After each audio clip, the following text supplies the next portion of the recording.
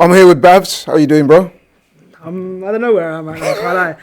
It's one I of don't those know. days before the It's finish. interesting because I remember when you came into the studio today, you were very confident that Arsenal would get the Yeah, win. yeah. Didn't quite work out, but in terms of the performance, how do you adjust the performance to be today? I think that's why I was confident, because I think the performance was better than obviously the last week, but I think it deserved the win, to be honest. So a lot of everything that we're good at, out of possession, the build-up phase, all that type of stuff is amazing, but I think the issue is the fact that we lack the unstoppable attacking quality that we've seen City have and Liverpool have recently. You know, Liverpool, for example, you look at the Villa performance against Villa yesterday.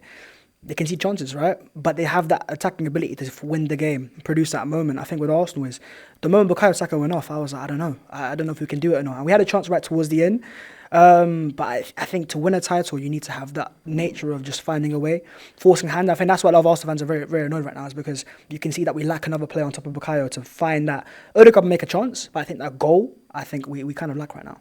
So, are you saying then that the inability of Arsenal to sign a striker in the last window, do you think that's starting to cost us dear now?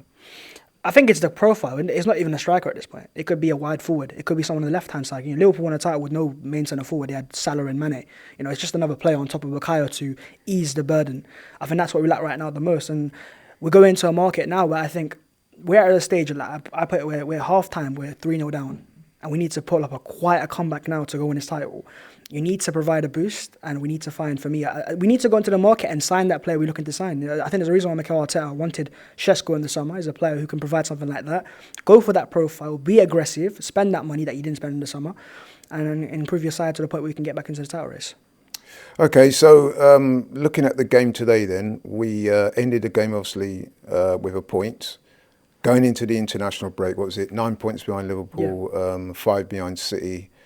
Do you think that that is now insurmountable, or do you think that we can overcome the odds and go on and win the title? How confident are you that we can do that? I don't think I could sit and be confident right now because we are 9 points behind. But I still believe quite a lot, to be honest. Maybe it's delusion speaking at this point. And maybe I've got Ty's water bottle over there. But no, seriously, the way I see it this season, I said it, I think I tweeted this last week. I don't see none of the top three, in my eyes, getting 90 plus points. And therefore, I think there's more room for error. Maybe it's just coping at this point, but I've seen Liverpool's performances this year, and I think with the games they have coming up, they will, in my eyes, drop points. I think City have dropped points as well, and that's where Arsenal are getting a bit lucky with it. And I think that's why I think, I'm not going to rule us out with 27 games left to go. There's no chance I'm doing that right now, and especially with that performance, the last two games against Inter and Chelsea. These are two very hard games. Chelsea are a very good side. They were, third in the table, and it's a game where we've, again, not quite wanted to find margins, but it's too often the case now. We can't keep just saying, it's just one-off game. We've had it this year a couple of times where City went against us. We could have won that game as well. Liverpool went against us as well.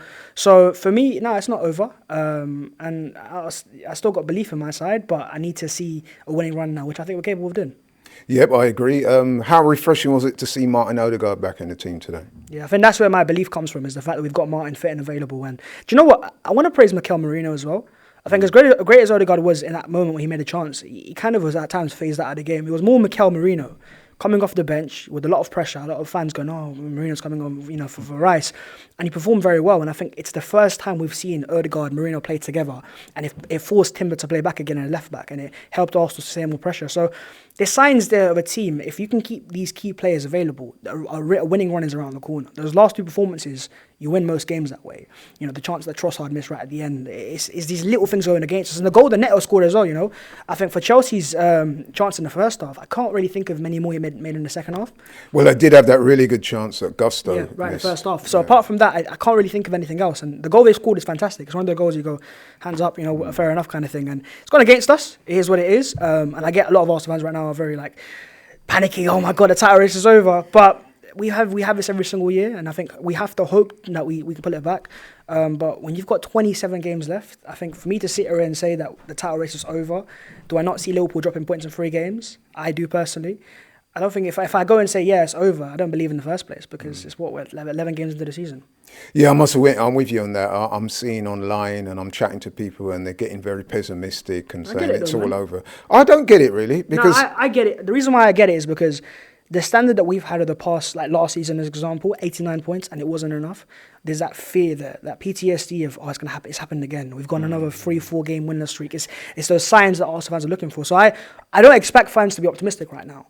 But I think for me, what I'm trying to do my best is look at the last 2 performances rather than the results itself and go, okay, I'm seeing signs of us getting back on track. And the games that we have coming up after, I think the one positive... Did you see signs of getting on track today? Yeah, 100%. I think it was a much better performance, and it's one that you could have got a win with. I think if Arsenal walk out with a win there, no one's surprised. You know, it wasn't a tremendous performance, but I think it was better than Chelsea's marginally. But my big thing the thing that I'm using the most to cope right now is the fact that we've had so many of these difficult games in the early part of the season. You've had Chelsea away, Villa away, City away, and a few more, and Spurs away as well. I haven't seen City go to those grounds just yet, and I haven't seen Liverpool go to those grounds just yet either, or most of them at least. And so I think that's my copium right now. And it might come across delusional right now, but we will only see this back in a few months' time if Arsenal are on a winning streak, because football is like this, you know. If we had won this game, we're back in the title race. We lose this game, we're out of the title race. It's too reactionary in my point. It takes a few wins and a few losses for Liverpool because they're the team right now top of the league, and we're back in the race. So let's hope for the best. Yeah, I'm with you on that. I think there's a bit too much pessimism around. I think that there are signs that we are getting back on track. I think Odegaard coming back is a big part of that. I think you've also, Martinelli getting a goal today, I think that's going to do great for his confidence because he was clearly lacking in confidence prior to this game. So him scoring today, I think that's great news. And I think there's a lot to be excited about. Would you like to see the manager do anything different in the games after the international break? Some people have spoken about bringing the likes of Ethan Wanier in to start games. What's your thoughts on that? Yeah, I think, look, sometimes bravery is important, and especially like we look at Pep Guardiola as the best example. When players get injured, he adapts to the players that are available.